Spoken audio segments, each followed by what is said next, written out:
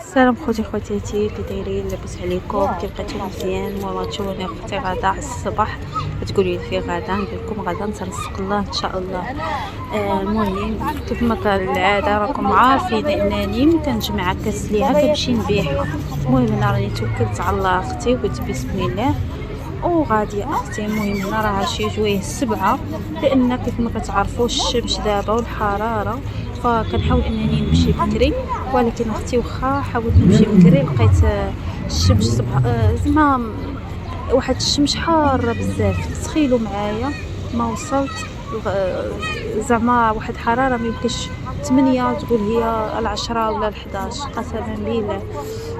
المهم الخوت واخا هكاك ما مليت ما حتى شي حاجه. المهم توكلت على الله اختي وقال لك تحركوا ترزقوا، والانسان يحاول انه يتحرك مره يمشي هكا الا كانت عنده سلعه عنده شي حاجه يبيعها، لان يد وحده كما كيقولوا ما كتصفقش.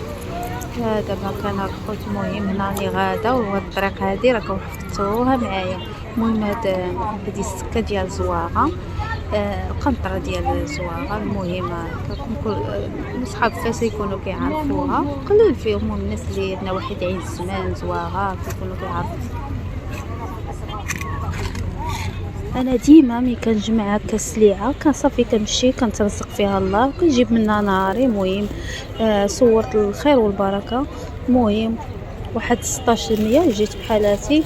المهم خدينا منها اللي كتب الله للدار هنا قبل. المهم انا كنت عاد غاده وما نقول لكمش عرفتو بحال طاح ليا الطونسيون ولا ما نعرف، ما بقيت كنشوف حتى حاجه قدامي. هنا خدينا الرايب وخديت حريجه كليت اختي وعاد مشيت ترزقت الله. المهم الخوت تهلاو في راسكم وبسلامه.